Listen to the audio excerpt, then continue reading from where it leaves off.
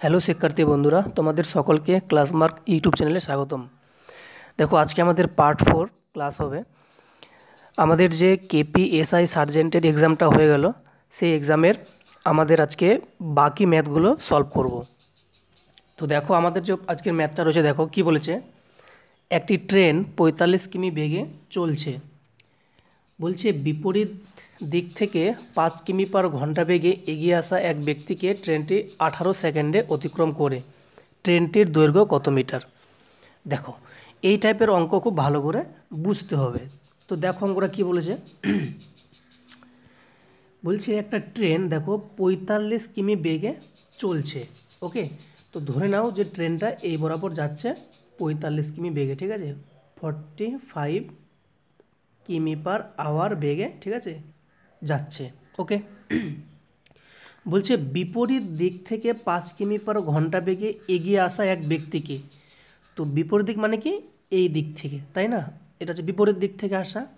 কত না 5 কিমি পার আওয়ার এই বেগে একটা লোক আসছে। ওকে, ওই ব্যক্তিকে ট্রেনটি 18 সেকেন্ডে অতিক্রম করে। তার মানে বুঝতেই পারছো, এই ব্যক্তিটা এই দিক বরাবর আসছে, ঠিক আছে, আর ট্রেনটা এই দিকে যাচ্ছে। কি হলো, যেতে যেতে কি হলো, এই যে লোকটা এখানে আছে মনে করো, এই লোকটাকে কি করলো, 18 সেকেন্ডে টোটাল অতিক্রম করে নিচ্ছে। ওকে, তো প্রশ্ন বলছে ট্রেনটার দৈর্ঘ্য কত। তো দেখো, তুমি ভালো করে ভেবে দেখো, যে ধরে নাও, আমি ধরে নিচ্ছি ফর এক্সাম্পল এটা হচ্ছে ট্রেনের লেন্থ। ওকে, এই ট্রেনটা যদি, আর এটা হচ্ছে মনে করো মানুষ, তো এই মানুষটাকে যদি এ পার করে, তাহলে দেখো আলটিমেটলি ও কিন্তু নিজের যে লেন্থটা, দেখো যদি এই বরাবর চলে আসে ও, তাহলে দেখো নিজের লেন্থটাই হচ্ছে ওর অতিক্রম করা দৈর্ঘ্য। একটু ভালো করে বুঝলেই দেখো, মানে দেখলেই বুঝতে পারবে যে দেখো এইটা হচ্ছে ওর ডিস্টেন্স, আর এটাই যখন লোকটাকে পার করবে, তার মানে কি নিজের ডিস্টেন্সটা সম্পূর্ণ পার করে যাবে, তবেই তো সে তার মানে লোকটাকে অতিক্রম করতে পারবে, তাই না? তাহলে এটুকু তুমি বুঝতে পেরে গেলে, নিজের অতিক্রম ক্রস করা মানে হচ্ছে লোকটাকে অতিক্রম করা। তাহলে তুমি দৈর্ঘ্যটা পেয়ে গেলে। তাহলে আমাদের দৈর্ঘ্য তাহলে কত পেয়ে গেলাম বলো তো? তাহলে একটু যদি ভেবেচিন্তে দেখো, তাহলে দৈর্ঘ্য হচ্ছে ওর নিজের লেন্থটা, তাই না? তো এবার দেখো, তাহলে আমরা এবার বলতে পারি, যেহেতু যেহেতু এখানে ট্রেনটা যাচ্ছে এই সাইডে আর লোকটা আসছে এই সাইডে, তাহলে কিন্তু বিপরীত দিক থেকে আসলে আমরা কী করি, আমরা স্পিড কিন্তু যোগ করি। ভালো করে তোমরা জানো যে যখন দুটো বস্তু একে অপরের দিকে আসে, তখন কিন্তু তাদের যে অরিজিনাল স্পিড, তার থেকে মনে হবে বেশি স্পিডে কিন্তু একে অপরকে ক্রস করলো। তোমরা এটা ট্রেনে লক্ষ্য করতে পারবে। আর যদি একই দিকে যাই, তখন মনে হবে যে ট্রেন দুটো খুব আস্তে যাচ্ছে, তখন আমরা বিয়োগ করি। আর যখন অপোজিট দিক থেকে আসবে, তখন মনে হবে প্রচণ্ড বেগে চলে গেলো, তাই আমরা যোগ করি। ওকে, তাহলে দেখো 45, আর আমি যদি যোগ করি এদিকে দেখো 5, তাহলে কত হয়ে গেলো? তাহলে দুজনের স্পিড যোগ করলাম, হয়ে গেলো 50 কিমি পার ঘন্টা। ওকে, এটা হয়ে গেলো কি, তাহলে আপেক্ষিক গতিবেগ, বা এটাকে বলি রিলেটিভ স্পিড বলি একে। ওকে, পেয়ে গেলাম। তাহলে এবার দেখো যে আমাকে বলেছে 18 সেকেন্ডে অতিক্রম করে। তাহলে দেখো, এই যে বলেছে 50 কিমি পার ঘন্টা, এর মানে কি বলতো, এটা 1 ঘন্টায় যাচ্ছে, তাই না? তো দেখো, তাহলে এই যে আমরা এখন লিখছি, দেখো তাহলে 50 কিমি পার ঘন্টাকে যদি আমি এটা মিটার পার সেকেন্ডে বানাই, তাহলে এটা কিন্তু 5/18 দিয়ে গুণ করতে হবে। কেন? দেখো এখানে আমার সেকেন্ড যেহেতু বলেছে, তাহলে অঙ্ক আমি সেকেন্ডে নিয়ে আসলাম। তাহলে এটা হয়ে গেলো কি, এখন এটা হয়ে গেলো এখন মিটার পার সেকেন্ডে হয়ে গেল। তাহলে 18 সেকেন্ডে কতটা যাবে? তাহলে 18 দিয়ে গুণ করতে হবে তাহলে, ঠিক, কারণ এটা আমরা ডিস্টেন্স বের করছি, কতটা ডিস্টেন্স যাচ্ছে। তাহলে দেখো 18, এখন আমি যে কাটাকাটি করি ভালো করে দেখো, তাহলে 18 এখানে কাটছে, তাহলে কত হচ্ছে দেখো, 50 গুণ 5 মানে কত, 250 হচ্ছে। তাহলে এই ডিস্টেন্সটা কিন্তু যাচ্ছে 18 সেকেন্ডে, মানে কি তাদের নিজের যে দৈর্ঘ্যটা, সেটাই কিন্তু অতিক্রম করলো 18 সেকেন্ডে। আর আমরা যেটা দেখলাম যে 18 সেকেন্ড যাচ্ছে কত, 250 মিটার। তাহলে এটাই তো নিশ্চয়ই তাহলে ওর নিজের দৈর্ঘ্য। তাহলে দেখো অপশান পেয়ে যাচ্ছ, সিতে আছে 250 মিটার। আশা করি অঙ্কটা বুঝতে পেরেছো। ওকে, দেখো আমরা নেক্সট চলে যাবে আমাদের এরপরের ম্যাথসে, সেটা হচ্ছে 86-এ। দেখো এটা হচ্ছে আমাদের অ্যাকচুয়ালি রিজনিং। দেখো কি বলেছে, এটা ভালো করে বুঝবে। বলেছে যে দেখো একটা শব্দ লেখা আছে গ্লিমস, এই শব্দটির মধ্যে কতগুলো এমন জোড়া বর্ণ আছে, ঠিক আছে, শব্দটির মধ্যে তাদের মাঝে যতগুলি বর্ণ আছে, ইংরেজি বর্ণমালাতেও তা আছে। এর মানেটা হচ্ছে এরকম, আমি ধরে নিলাম যে এখানে মনে করো এ আছে, ঠিক আছে, আর এখানে মনে করো ধরো কোথাও না কোথাও আমি বললাম যে এখানে ধরো কে আছে, এখানে এল আছে, এখানে এম আছে, ঠিক আছে, আমি একটা এক্সাম্পল দিচ্ছি, এখানে মনে করো ই আছে, ওকে। তাহলে দেখো এবার তুমি যদি দেখো এর কত নাম্বার পজিশন 1, কে এর কত 11, এল এর কত 12, এম কত 13, ই কত 5। তো ভালো করে দেখো এটা যেমন 1 নাম্বার জায়গায় আছে, এটা দেখো 5 নাম্বার জায়গায় আছে, ভালো করে দেখো 1 2 3 4 5। তার মানে ই এর সাথে আমি এই যে এ এর সাথে ই পেলাম, একটা জোর পেলাম, তাহলে বুঝলে এরকমভাবে করতে হবে আমাদের। দেখো আমাদের এটা যে কী আছে দেখো ভালো করে, লেখা আছে গ্লিমস। তো যদি আমি গ্লিমসটাকে লিখি তোমরা ভালো করে দেখো কী আছে, GLIMPSE।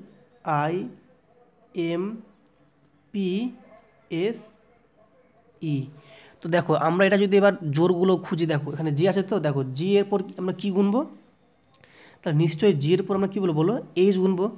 তাহলে GHI, দেখো তো একটা পেয়ে গেলাম, জি এর পর এখানে আই পেয়ে গেলাম একটা, তাহলে একটা জোড়া পেলাম, দেখো GHI, তাহলে আই মিলছে এখানে। তারপর দেখো এটা পুরোটা গুনতে হবে, দেখো JKLM মিলছে না। এবার এল, দেখো এল দিয়ে শুরু করা হবে, দেখো এল, তাহলে এল এর পর কী হবে বলো, তাহলে MNOPQ মিলছে না, দেখো আয়ের পর যদি যাই দেখো IJKLM আর মিলছে না, MNOP হচ্ছে না, PQR হচ্ছে না, ST হচ্ছে না। এবার দেখো ডান দিক থেকে মেলাও, দেখো EFGHI, দেখো তাহলে ই থেকে কিন্তু তুমি আই আরেকটা পেয়ে গেলে, দেখো ই থেকে আই দেখো মিলছে, দেখো দেখো ই, ঠিক আছে, FGHI মিলে গেলো। তারপর দেখো IJK আর মিলছে না, ST, ঠিক আছে, STUVWX হচ্ছে না, দেখো PQRST, MNOP, IJK, ঠিক আছে, আর কিন্তু মিলছে না। দেখো তাহলে আমরা কটা পেলাম, তাহলে মোট তাহলে এখানে একটা পেলাম জোর, এখানে একটা পেলাম জোর, মোট হলো দুটো।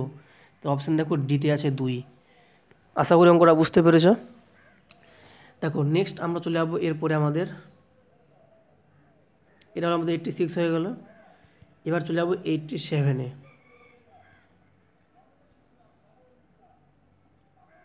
দেখো এটা ভালো করে বুঝতে হবে, দেখো কী লেখা আছে ম্যাথটা দেখো। দেখো বলেছে যে এক ব্যক্তি 2000 টাকা দুটি অংশে ভাগ করে 1 বছরের জন্য ব্যাংকে রাখেন, ওকে। বলছে প্রথম ও দ্বিতীয় অংশে যথাক্রমে 10% ও 20% হারে সুদ দিলে, ঠিক আছে, মোটের উপর সে 320 টাকা সুদ পায়। তো দেখো এই অঙ্কটা তোমাদের যেভাবে করতে হবে একটু ভালো করে লক্ষ্য করো। তো দেখো এখানে বলেছে এক ব্যক্তি 2000 টাকা দুটো অংশে ভাগ করে। তো দেখো এটা অঙ্ক দুটো নিয়মে করা যায়। তো আমি যেটা প্রথমে করছি শর্টকাট, দেখো তো যদি শর্টকাট আমরা করি তাহলে আমাদের যেটা অ্যাপ্রোচ হবে সেটা এরকম হবে, দেখো তো যেহেতু প্রথম অংশ রাখছে 10% আর দ্বিতীয় অংশ রাখছে 20%, তো এটা হচ্ছে প্রথম অংশ 10%, ওকে, আর এটা হচ্ছে দ্বিতীয় অংশ 20%। দিয়ে বলছে মোটের উপর সে 320 টাকা সুদ পায়। তাহলে দেখো ওর যদি 2000 টাকায়, দেখো এটা মোট 2000 টাকা আছে, দেখো তাহলে ও যদি 2000 টাকায়, দেখো ও যদি 2000 টাকায় সুদ পায়, দেখো আমি লিখছি এখানে, আমি 2000 টাকায় যদিও সুদ পায় 320 টাকা, তাহলে বলো 100তে কত সুদ পাবে, তাহলে এটা আমাদের পার্সেন্টেজ পেয়ে যাবো তাহলে। তাহলে দেখো একটু কাটাকাটি করি, দেখো কীরকম হচ্ছে। তাহলে দেখো এখানে দেখো দুটো জিরো, দুটো জিরো কেটে গেল, এখানে একটা জিরো কেটে গেল, 2-16-32, তাহলে কত পেলাম, তাহলে 16% পেয়ে গেলাম। তাহলে এটা হচ্ছে ওর মোটের উপর সুদ, কত না 16%। তাহলে দেখো এটা যদি আমরা একটু এলিগেশন করি, দেখো 10 এদিকে 16, তো এখানে 6% হবে, তাহলে এখানে 20 আর 60 মাইনাস করলে 4 হবে। তার কত পেলাম 4:6, ক্লিয়ার। একটু যদি কাটাটি করে দেখো 2 2 4, 2 3 6, তাহলে পেলাম 2:3 পেয়ে গেলাম। দেখো তাহলে মোট কত পেলাম, দেখো 2 আর 3 তুমি অ্যাড করো কত হচ্ছে 5, তাহলে 5-এর ভ্যালু কিন্তু দেওয়া আছে কত, এই 5-এর ভ্যালুটা হচ্ছে 2000, তাই না। তো এটা যদি 2000 হয় তাহলে তুমি বলো এটা কত গুণ, তাহলে 1 মানে কত বলো, তাহলে 1-এর মানে হচ্ছে 400, ঠিক। তাহলে এইটা কত হলো তাহলে বলো, এটা হয়ে গেলো আমাদের 4-2-800 হয়ে গেলো এখানে, আর এটা হয়ে গেলো 4-3-1200। কীভাবে পেলাম, যেহেতু এখানে দেখো একের ভ্যালু কত পেয়েছি, একের ভ্যালু পেয়েছি আমি 400। ওকে, তাহলে এখানে আমাদের সঠিক উত্তর হয়ে গেলো কত, তাহলে প্রথম অংশ ছিল কত 800 টাকা আর দ্বিতীয় ছিল 1200 টাকা। এখানে বলেছিল প্রথম অংশ, তাহলে উত্তর হলো আমাদের ডি 800 টাকা। ওকে, যদি এটা অঙ্ক যদি তুমি এবার একটু লং প্রসেসে অ্যাপ্রোচ করো তাহলে সেটাও কিন্তু হবে। তো আমি একটু দেখে দিচ্ছি, তুমি চাইলে নাও করতে পারো, ঠিক আছে। এটা করছে কখন, যদি তোমার এটা না মনে পড়ে এলিগেশন নিয়মটা। ওকে, তুমি কী করবে, জাস্ট সিম্পলি ধরে নেবে যে প্রথম অংশে রাখছে এক্স টাকা, ঠিক আছে। তো কত আছে পার্সেন্টেজ, 10%, যেটা ফর্মুলা আছে আমাদের PRT/100, ঠিক আছে। তাহলে ইন্টু 10 ইন্টু দেখো ইন্টু কত হয়ে যাবে, যেহেতু এখানে বলেছে 1 বছরের জন্য, তাহলে ইন্টু 1 বাই কত 100। এটা হলো প্রথম অংশের সুদ, যোগ দ্বিতীয় কত, দেখো দ্বিতীয় লেখা আছে, দেখো আমি এটা ওয়াই ধরে নিচ্ছি, ওয়াই টাকা। ওকে, আর কত না 20%, তার এখানে 20 দেবো এখানে, তাহলে আর যেহেতু 1 বছর তাহলে 1 দিলাম বাই কত 100। এটা হলো PRT/100 ফর্মুলা, ঠিক আছে। এটা 100। এই যে ভ্যালুটা দেওয়া আছে কত, মোট দেওয়া আছে 3200 টাকা, তাহলে এটা ইকুয়াল টু হয়ে গেল কত 3200, ঠিক আছে। আচ্ছা, এবার যদি তুমি একটু হিসাবটা করো, দেখো ভালো করে লক্ষ্য করো, দেখো এখানে কিন্তু কাটাকাটি যাচ্ছে, 10 10-এ 100, ঠিক। আমি একটু অন্য কাল দিয়ে কাটাকাটি করছি, তাহলে বুঝতে ভালো পারবে। তারপর দেখো 20 পাচ্ছে 100, ঠিক। তাহলে কত পেলাম, দেখো এখানে পেয়ে গেলাম x/10 পেয়ে গেলাম, যোগ এখানে পেয়ে গেলাম y/ কত 5, কত পেলাম টোটাল 320। দেখো একটু যদি এখানে যদি এলসিএমটা করো তাহলে কত হবে আমাদের বলো তো, এখান থেকে এলসিএম 10 হয়ে যাবে, তাহলে এখানে এক্স হয়ে গেল প্লাস 5 2 10 মানে 2y, এদিকে পেয়ে গেলাম 320 পেয়ে গেলাম। তাহলে দেখো কত পেয়ে গেলাম, তাহলে এক্স প্লাস 2y সমান যেটা পেয়ে গেলাম সেটা দেখো 10টা দিলে গুণ হয়ে যাবে, তাহলে কত হলো 3200, ঠিক। আর দেখো এদিকে তুমি আবার জানো যে 2000 টাকা হচ্ছে মোট টাকা, ঠিক আছে, দুটো অংশে রেখেছিল, তাহলে এক্স টাকা আর এই যে ওয়াই টাকা আছে দুটো যোগ করে কত হয়ে যাবে, তাহলে 2000। এবার এই দুটোকে সলভ করতে হবে, তো দেখো এখানে তুমি যদি মাইনাস করো তাহলে কত হবে, দেখো এক্স এক্স কেটে যাবে, ঠিক আছে। আমি অন্য কালার নিচ্ছি, তাহলে দেখো দুটো ওয়াই থেকে একটা ওয়াই গেলে তাহলে একটা ওয়াই থাকবে এখানে। আর দেখো 3200 থেকে তুমি 2000 বাদ দাও, তাহলে পেয়ে যাবে কত 1200।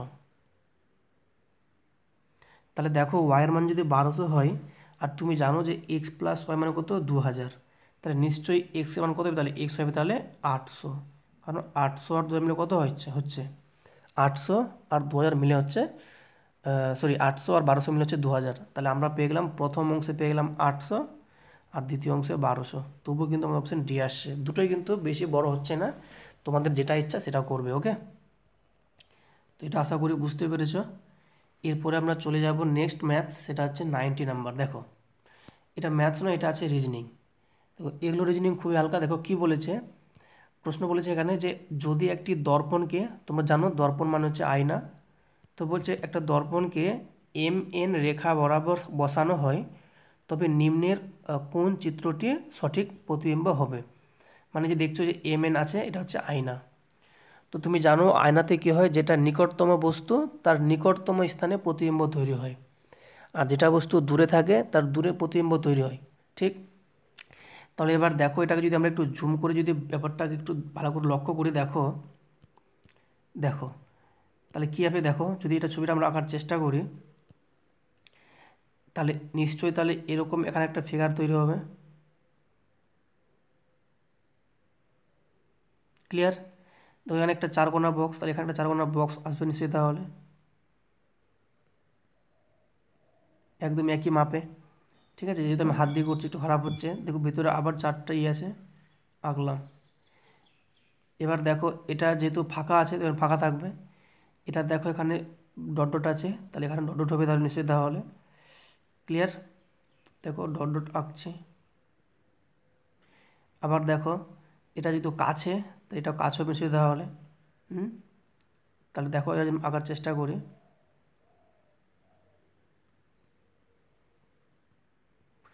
তাহলে দেখো এই ডায়াগ্রামটা কোথায় আছে, তাহলে দেখো এটা একমাত্র তুমি ভালো করে লক্ষ্য করো, এটা আছে অপশান, আচ্ছা এটা আমি তো সরাতে পারছি না, দেখো এটা ভালো করে লক্ষ্য করো, এটা দেখো অপশান বিতে আছে, যেহেতু আমি জুম করছি তাই আমি দেখতে পাচ্ছি না, দেখো ভালো করে এটা কিন্তু অপশান বিতে আছে। ওকে, তাহলে আমাদের বি হয়ে গেলো সঠিক। এখানে তুমি নতুন করে আবার ড্র করতে পারো, আমি যেহেতু সরি দেখো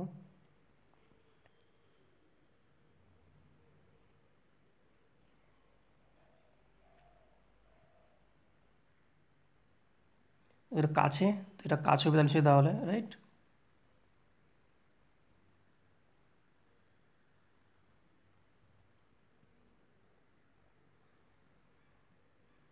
দেখো এটা একমাত্র অপশান বিতে আছে। ওকে, আশা করি ক্লিয়ার হয়েছে। এরপর নেক্সট দেখো 90 হয়ে গেলো আমাদের, এবার হচ্ছে 91।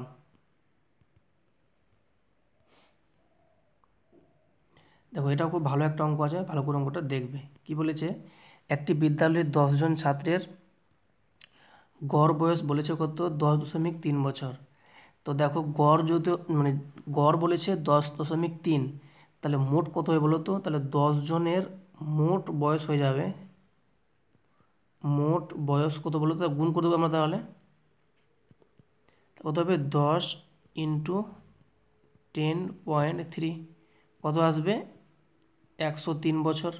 ঠিক আছে, আর দেখো বলছে এদের মধ্যে 3 জনের বয়সের গড় 12 বছর, তাহলে 3 জনের বয়স কত হবে তাহলে বলো, তাহলে 3 জনের মোট বয়স হবে তাহলে 12 3 36, তাহলে 12 3 কত হয়ে যাবে 36। ওকে, বলছে অন্য 5 জনের, মানে সেই 5 জনের মধ্যে 3 জন আবার নাই, ঠিক আছে, মানে অন্য 5 জন, ঠিক আছে, তাহলে তাহলে 5 জনের কত হয়ে গেলো মোট বয়স, তাহলে দেখো 5 ইন্টু 9 তাহলে 45 হবে, তাহলে 5 ইন্টু 9 মানে হয়ে গেলো কত 45। ওকে, তাহলে দেখো 5 আর 3 মোট তাহলে 8 জন, তাহলে তাহলে 8 জনের মোট মোট কত, এটা যোগ করতে হবে তাহলে, তো কত হচ্ছে যোগ করে দেখো, তুমি যোগ করলে কত পেয়ে যাবে, দেখো 6 আর 5 11, 1 হাত থাকলো 1, 4 3 7 1 8 81। তাহলে দেখো এটা হচ্ছে কজনের 8 জনের, আর এখানে আছে 10 জনের মোট ছিল কত 103, তাহলে তুমি যদি 103 থেকে যদি 81 বাদ দাও, তার মানে তাহলে 10 থেকে আমি 8 বাদ দিলাম, তাহলে 2 জন, তাহলে 2 জনের বয়সের সমষ্টি তাহলে কত পেলাম, তাহলে বলো 2 জনের বয়সের সমষ্টি, তাহলে বিয়োগ করতে হবে, তাহলে 103 থেকে তুমি যদি 81 বাদ দাও, তাহলে কত হচ্ছে দেখো, তাই এদিকে হচ্ছে তোমার কি 19 আর 3 22 বছর, তাহলে তাহলে দুজনের যদি বয়সের সমষ্টি 22 হয়, তাহলে গড় কত হবে, তাহলে তাহলে আমরা মোট বয়সটাকে ভাগ করবো 2 দিয়ে, কারণ যেহেতু দুজন আছে মোট, পেয়ে গেলাম 11। তাহলে দেখো উত্তর আছে আমাদের অপশান বিতে 11 বছর। ওকে, নেক্সট দেখো আমাদের এরপরের ম্যাথ হচ্ছে 94 আছে, দেখো দেখো 94 বলেছে, দেখো কি লেখা আছে, বলছে অরুণের ইংরেজি ও অঙ্কের প্রাপ্ত নম্বরের সমষ্টি হচ্ছে 170, ঠিক আছে। আচ্ছা 1 মিনিট দেখো, দেখো বলেছে 1 মিনিট,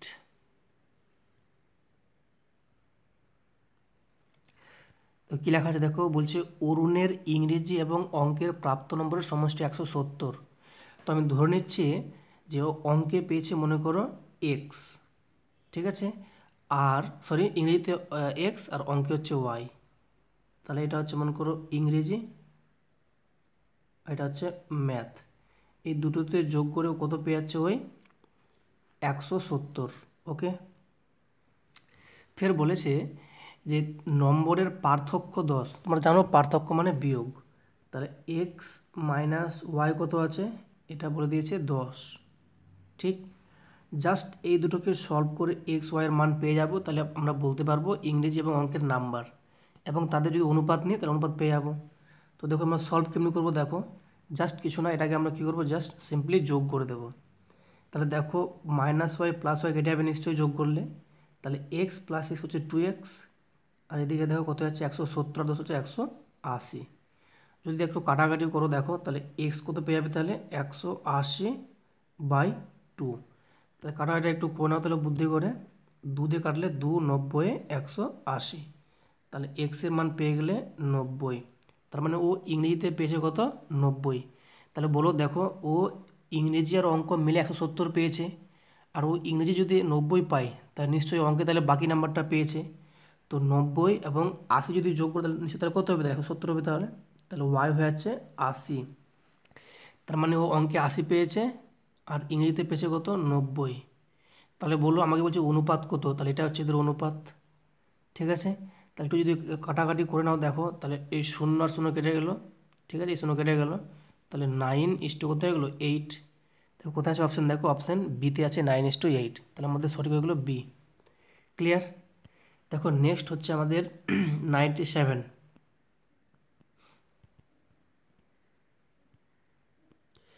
কি বলছে দেখো, বলেছে সাইবারনেটিক্স শব্দটির মধ্যেকার কোন বর্ণটির ইংরেজি বর্ণমালাতে তার যে অবস্থান শব্দটির মধ্যেও একই অবস্থান।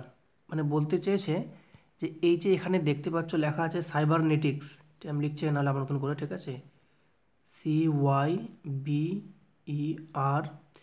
তারপর হচ্ছে NETICS। বলছে এই শব্দটার মধ্যে, ঠিক আছে, ইংরেজি বর্ণমালাতে মানে যেমন ধরো আমি বলছি ফর এক্সাম্পল, যে এখানে যেমন সি কত 3, ওয়াই কত 25, তুমি জানো এগুলো, বি হচ্ছে 2, ই হচ্ছে 5, দেখো আর হচ্ছে কত 18, এন হচ্ছে 14, ই হচ্ছে 5, টি হচ্ছে 20, আই হচ্ছে 9, ঠিক আছে, সি হচ্ছে কত 3, এস হচ্ছে 19। এবার দেখো এইটা আছে 1 নম্বরে, 2 নম্বরে, 3 নম্বরে, 4, 5, 6, 7, 8, 9, 10, 11। দেখো একমাত্র যেটা তুমি দেখতে পাচ্ছ ভালো করে লক্ষ্য করো, এই যে দেখো ভালো করে আই যে আছে, দেখো ভালো করে, এটা দেখো ইংরেজিতেও কিন্তু এর 9 নম্বরে পজিশন, আর এই শব্দের মধ্যেও কিন্তু 9 নম্বরে আছে। তাহলে একমাত্র আমার আই আছে, তার মানে সঠিক হলো আমাদের অপশান বিতে আই। দেখো বাকি কিন্তু আর কোথাও কিন্তু যে নাম্বার দুটো ম্যাচ করেনি, তাই না? তাহলে আমাদের সঠিক উত্তর হয়ে গেলো অপশান বি আই। ওকে, এরপরে দেখো আমাদের আজকে লাস্ট প্রশ্ন, সেটা হচ্ছে 100 নাম্বার। দেখো কী লেখা আছে, এটা ভালো করে বুঝতে হবে। দেখো লেখাটা একটু কেটে গেছে, দেখো ভালো করে বুঝবে। বলছে এক ব্যক্তি দেখো পশ্চিম দিক মুখ করে দাঁড়িয়ে আছে। তো তোমরা জানো এটা, ধরুন একটা যদি আমি ডায়াগ্রাম আঁকি, ঠিক আছে, তোমরা জানো ভালো করে যে এই রকম ক্ষেত্রে এটা পূর্ব দিক হয় মানে ইস্ট, এটা পশ্চিম দিক মানে ওয়েস্ট, এটা উত্তর দিক মানে নর্থ, এটা দক্ষিণ দিক মানে সাউথ। ঠিক, বলছে ও পশ্চিম দিকে মুখ করে দাঁড়িয়ে আছে, তার মানে বুঝতে পারছো লোকটা কিন্তু এখন ওর মুখটা আছে এই বরাবর পশ্চিম দিকে আছে। বলছে ঘড়ির কাঁটার দিকে বা অভিমুখে 45 ডিগ্রি ঘুরলেন। ঘড়ির কাঁটার দিকে মানে হচ্ছে এই বরাবর, আর উল্টো দিক বললে পরে এদিকে হতো, ঠিক আছে, কিন্তু যেহেতু এখানে বলেছে ঘড়ির কাঁটার অভিমুখে, তাহলে এই বরাবর যাবে। কত ডিগ্রি না, 45 ডিগ্রি। তাহলে দেখো এটা ছিল এই বরাবর, এখন হয়ে যাবে এই বরাবর। ঠিক আছে, কত ঘুরলো, 45 মিনিট, 45 ডিগ্রি। ঠিক আছে, ঘুরে গেল। বলছি আবার দেখো 180 ডিগ্রি ঘুরলেন। তো তুমি জানো এই পজিশনে এখন আছে, যদি 180 ডিগ্রি ঘুরে তাহলে কী হবে, জাস্ট ওর উল্টো দিকে মানে এইখানে চলে আসবে, তার ও এখন তাহলে এই দিকে মুখ হয়ে গেলো। তাহলে এখন ক্লিয়ার। দেখো ও কতটা ঘুরলো, 180 ডিগ্রি ঘুরলো। বলছে তারপর ঘড়ির কাঁটার বিপরীত দিকে, মানে এবার ও এখান থেকে এবার যাবে কোন দিকে, উল্টো দিকে, মানে এবার ও এই দিকে যাবে। কত ডিগ্রি ঘুরছে, 270। দেখো 270 আমি যেটা ভাঙি, তো এটাকে আমরা বলতে পারি যে 180 ডিগ্রি প্লাস 90 ডিগ্রি। এটা বলা যাবে কিনা তুমি ভাবো আগে। ঠিক আছে, 180 প্লাস 90 270 হবে কি হবে না, হবে নিশ্চয়ই। তাহলে এটা দেখো, তাহলে যদি আবার যদি 180 যায় ওই বিপরীত দিকে, তাহলে এখানে আবার আসলো, এসে আবার 90, তাহলে এটুকু তো 45, তাই এদিকে আরও 45, তবে তো 90 হবে।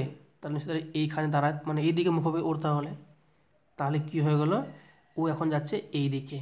এটা কোন দিক তুমি বলো, এটা হচ্ছে দক্ষিণ, এটা হচ্ছে পশ্চিম, তাহলে দক্ষিণ পশ্চিম, মানে অপশান হলো আমাদের সি দক্ষিণ পশ্চিম। আশা করি তুমি অঙ্কটা বুঝতে পেরেছো। ঠিক আছে, তো এই ছিল আজকে আমাদের অঙ্ক এবং রিজনিংয়ের আলোচনা, সমস্ত প্রশ্নের অ্যানালাইসিস। তোমরা অঙ্কগুলো বুঝতে পারলে কিনা তোমরা অবশ্যই জানাবে কমেন্ট করে। আর যদি আমাদের ক্লাসগুলো ভালো লাগে তাহলে অবশ্যই আমাদের চ্যানেলটাকে সাবস্ক্রাইব করবে এবং পাশে থাকা বেল আইকন অবশ্যই প্রেস করবে, যাতে তুমি সবার আগে নোটিফিকেশান পেয়ে যাও। তো অনেক অনেক ধন্যবাদ ভিডিওগুলো দেখার জন্য।